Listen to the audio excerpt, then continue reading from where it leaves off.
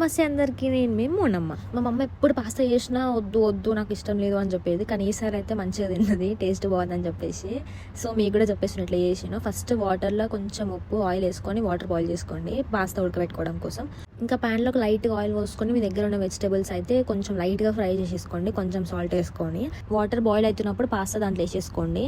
And ఇంకో side vegetables fry చేసుకున్నా కదా, ఈ ప్లేట్లో తీసి పక్కన పెట్టుకున్నా. అదే ప్యాన్లో కొంచెం ఆయిల్ అయినా బటర్ అయినా సరే కట్ చేసుకున్న గార్లిక్ వేసుకొని అవి వేగిన తర్వాత 2 స్పూన్స్ మైదా పిండి వేసుకోండి.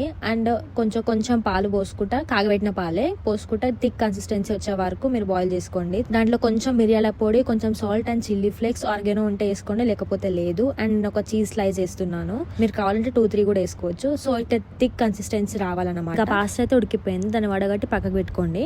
ఇంకా మనం పక్కకు తీసి పెట్టుకున్న వెజిటేబుల్స్ అయితే వేసేసిన, అండ్ పాస్తా ఉడకబెట్టుకున్న పాస్తా కూడా వేసేసిన.